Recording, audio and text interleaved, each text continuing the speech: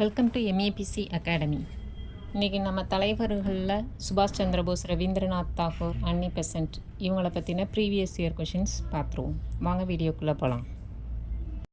First சுபாஷ் சந்திரபோஸ்க்கான கொஷின்ஸை பார்த்துருவோம். இது ஆல் இந்தியா ஃபார்வர்ட் பிளாக் நாக்பூர்னு கொடுத்துருக்கு. இது என்னென்னா முதல் மாநாடு நடந்த இடம் தான் நாக்பூர். அப்போ அது சரியான விடை. ஆஷாத் ஹிந்த் ரேடியோ பாரிஸ்னு கொடுத்துருக்கு. பாரிஸில் ஆரம்பிக்கப்பட்டதில்லை, இது ஜெர்மனி.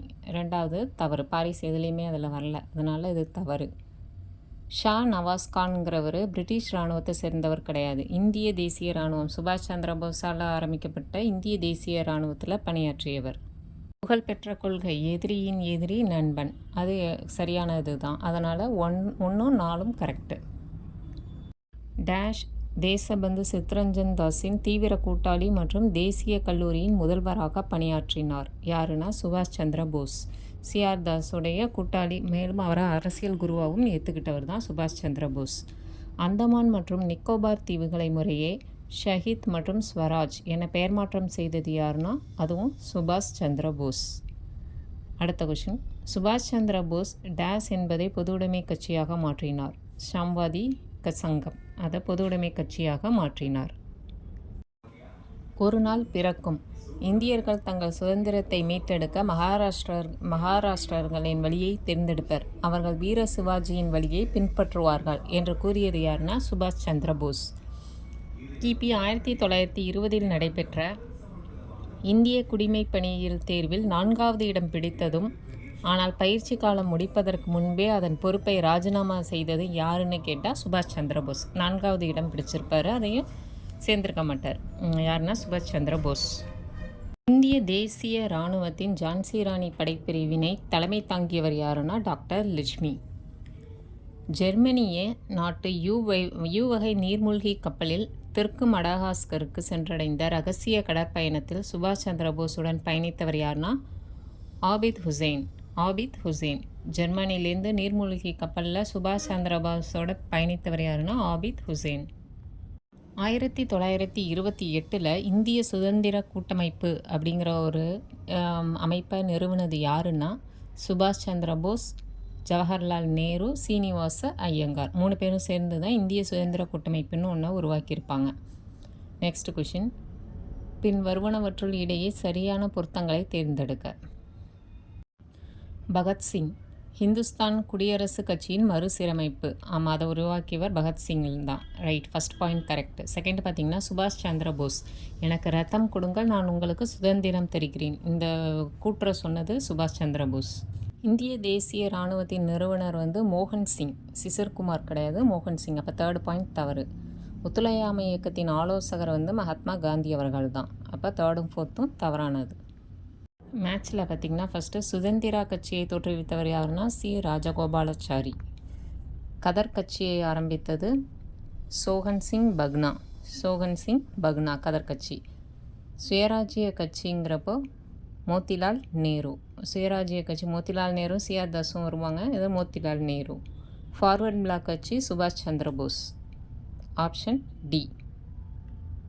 1945 நேதாஜி சுபாஷ் சந்திர போஸின் மர்மமான முறையில் இறப்பெய்ததைத் தொடர்ந்து ஒரு நபர் குழு தலைமையின் கீழ் விசாரணை நடத்துவதென இந்திய அரசாங்கம் முடிவெடுத்தது. அப்போது இருந்த உச்சநீதிமன்ற தலைமை நீதிபதி யாரின் பெயரை பரிந்துரைத்தார்னு கேட்குறாங்க. யாருன்னா ஜிடி கோஸ்லா. சுபாஷ் சந்திர போஸுக்கு நேதாஜிங்கிற பட்டம் எந்நாட்டு இந்தியர்களால் வழங்கப்பட்டது? ஜெர்மனி நாட்டு இந்தியர்களால் வழங்கப்பட்டது தான் நேதாஜிங்கிற பட்டம். நேதாஜினா மதிப்பிற்குரிய தலைவர்னு பொருள். தேசிய தலைவர்களில் இந்திய சுதந்திர போராட்டத்தில் கலந்து கொள்வதற்காக தனது குடிமைப் பணியை விட்டு விலகியவர் யாருன்னா சுபாஷ் சந்திர போஸ். 1920 குடிமைப் பணி எக்ஸாமில் பாஸ் பண்ணியிருப்பார். ஆனால் இந்திய போராட்டத்தில் கலந்துக்கணுங்கிறதுக்காக அந்த பணியை உதறியிருப்பார் சுபாஷ் சந்திர போஸ். டேஷ் அவர்களின் இரத்த தியாகம் மூலம் இந்த மாவீரர்கள் சுதந்திர இந்தியாவின் வருங்கால வீரர்கள் நிலைநிறுத்த வேண்டிய பாரம்பரியங்களை நிறுவியுள்ளனர். 18 மார்ச் 1944 இராணுவ வீரர்களுக்கு இந்த அறிக்கையை வழங்கியவர் யார்? இது மாதிரி கூற்ற சொன்னது யாருன்னா சுபாஷ் சந்திர போஸ். 1944. 1924 அக்டோபர் 24 சுபாஷ் சந்திர போஸ் ஆங்கிலேயர்களால் கைது செய்யப்பட்டு மாண்ட்லே சிறைச்சாலைக்கு அனுப்பி வைக்கப்பட்டார். எந்த சிறைச்சாலைனா மாண்டலே. எப்போ? 1924 மாண்டலே சிறைக்கு. அடுத்தது 1939ஆம் ஆண்டு தேர்தலில் சுபாஷ் சந்திர போஸ் எந்த வேட்பாளரை தோற்கடித்து காங்கிரஸின் தலைவரானார்? பட்டாபி சீதாராமையா. 1939 தேர்தலில் பட்டாபி சீதாராமையாவை எதிர்த்து வெற்றியடைஞ்சிருப்பார்.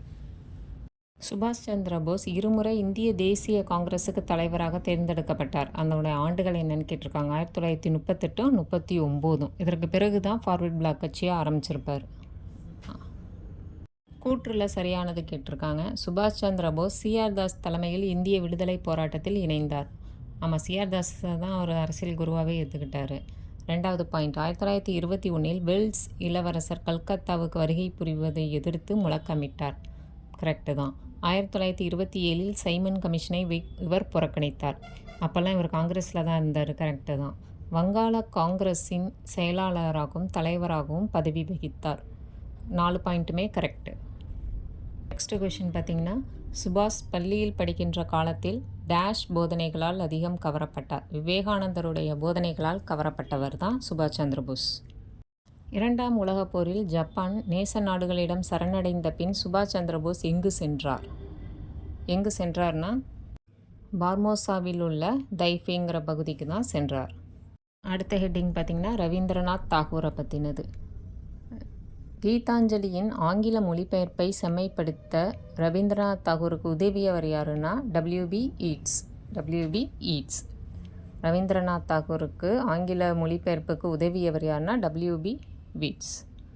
அடுத்தது, வங்க பிரிவினையின் போது ரக்ஷாபந்தன் விழாவை பெருமளவில் மக்கள் பங்கேற்ப தொடங்கி வைத்தது யாருன்னா ரவீந்திரநாத் தாகூர். ரக்ஷாபந்தனை தொடங்கி வைத்தது யாருன்னா ரவீந்திரநாத் தாகூர். ரவீந்திரநாத் தனது துவக்க கால எழுத்து பதிவுகளை குடும்ப இதழிலே வெளியிட்டுள்ளார். அவ்விதழ் பாரதி என அழைக்கப்பட்டது. ரவீந்திரநாத் தாகூர் இந்தியா மற்றும் பங்களாதேஷ் நாட்டிற்காக தேசிய கீதத்தை எழுதியுள்ளார். இந்தியா மற்றும் இன்னொன்று என்னென்னா பங்களாதேஷ். இதில் நம்ம இந்திய தேசிய கீதம் வந்து 1911 கல்கத்தா காங்கிரஸ் மாநாட்டில் தான் முதல்ல பாடப்பட்டது. நம்ம ஏற்றுக்கொள்ளப்பட்டது, இந்திய தேசிய கீதமாக ஏற்றுக்கொள்ளப்பட்டது எப்போன்னு பார்த்தீங்கன்னா 1950 ஜனவரி 24 அப்போ தான். ரவீந்திரநாத் தாகூர் தனது அரச பட்டத்தை துறந்த நிகழ்ச்சி எதுனா ஜாலியன் வாலாபாக் படுகொலை. நைட்வுட் பட்டத்தை வேணான்ட்ருப்பார். அதே போல் காந்தி அவர்களும் ஹைசர்-இ-ஹிந்த் பட்டத்தை துறந்திருப்பார். எதனாலனா ஜாலியன் வாலாபாக் படுகொலையினால். நெக்ஸ்ட், ரவீந்திரநாத் தாகூரின் பரிந்துரையின்படி கொண்டாடப்படும் வங்க பிரிவினை தினம் எதுனா ரக்ஷாபந்தன் தினம். ரக்ஷாபந்தன் அதான் ராக்கி பந்தன்னு இருக்குது. ராக்கி பந்தன்னாலே ரவீந்திரநாத் தாகூர் தான் வரும். அடுத்தது, தனது கவிதை தனித்திறமையினால் வங்காள இலக்கியத்திற்கு புதிய வடிவம் சேர்த்தவர் யாருன்னா ரவீந்திரநாத் தாகூர். வங்காள இலக்கியத்திற்கு புதிய வடிவம் கொடுத்தவர் ரவீந்திரநாத் தாகூர். அமர் சோனார் பங்களாங்கிற வங்காள தேசிய கீதத்தை இயற்றியவர் யாருன்னா ரவீந்திரநாத் தாகூர். அமர் சோனார் பங்களாங்கிறது வங்காளத்தோடைய தேசிய கீதம். இதை எழுதினது ரவீந்திரநாத் தாகூர். ரவீந்திரநாத் தாகூருக்கு இலக்கியத்திற்கு நோபல் பரிசு வழங்கப்பட்ட ஆண்டு எப்பன்னு பார்த்தீங்கன்னா 1913. ரவீந்திரநாத் தாகூர் எதற்கு எதிர்ப்பு தெரிவித்து தனது பட்டத்தை துறந்தார்னா ஜாலியன் வாலாபாக் படுகொலையை எதிர்த்து. நெக்ஸ்ட் டாபிக் பார்த்திங்கன்னா அன்னி பெசன்ட் அம்மையார். அவங்களுடைய ப்ரீவியஸ் இயர் கொஷின்ஸை பார்த்துருவோம்.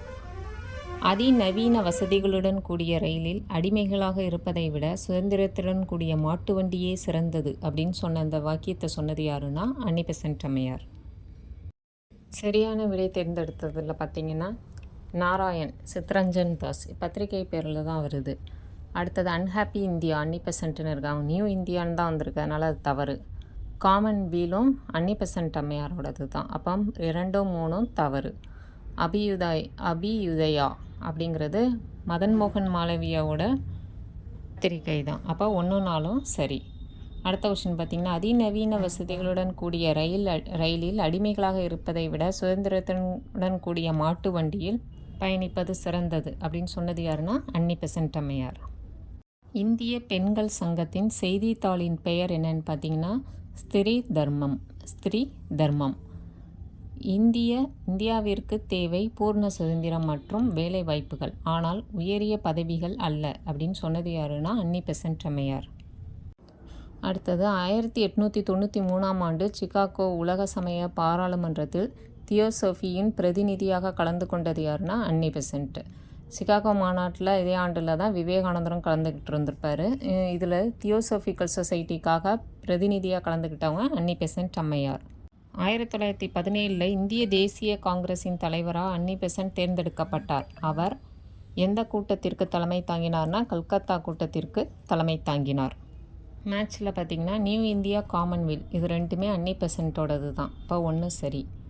கேசரி மராத்தா பாலகங்காதர திலகருடைய பத்திரிகை சரி, 1ம் 2ம் சரி. இந்தியர் ஒப்பீனியன்கிறது மகாத்மா காந்தியுடைய பத்திரிகை, அப்போ 3வது ஆப்ஷன் தவறு. இந்து பிரகாஷுங்கிறது விஷ்ணு பண்டிட்டோடைய பத்திரிகை, அப்போ 3ம் 4ம் தவறு. அடுத்தது பார்த்திங்கன்னா டேஷ் பிரம்மஞான கருத்துக்களை நியூ இந்தியா மற்றும் காமன்வெல்த் செய்தித்தாள்கள் மூலம் பரப்பினார் அன்னி பெசன்ட். அன்னி பெசன்ட் அருண்டேல் மற்றும் வாடியா ஆதரவுடன் மெட்ராஸில் தன்னாட்சி இயக்கம் உருவாக்கப்பட்ட ஆண்டு எப்போன்னு பார்த்தீங்கன்னா 1916 தான் தன்னாட்சி இயக்கத்தை உருவாக்கியிருப்பாங்க. அடுத்தது அதிநவீன வசதிகளுடன், இதே கொஷின் தான் முன்னாடி வந்தது, ரயிலில் அடிமையாக இருப்பதை விட மாட்டு வண்டியே சிறந்ததுன்னு கூறியவர் அன்னி பெசன்ட் அம்மையார். தென்னிந்தியாவில் தன்னாட்சி இயக்கம் யாரால் துவங்கப்பட்டதுன்னா அன்னி பெசன்ட்டால் 1916. காமன்வெல்த் என்னும் வார பத்திரிகையை தொடங்கியவர் யார்? காமன்வெல்த்துங்கிறது அன்னி பெசன்ட் அம்மையாருடையது. காமன்வெல்த்தில் காமன்வெல்த் தான் மாற்றி கொடுத்துருக்காங்க. பனாரஸில் மத்திய இந்து கல்லூரியை நிறுவியவர் யார்? அன்னி பெசன்ட் அம்மையார்.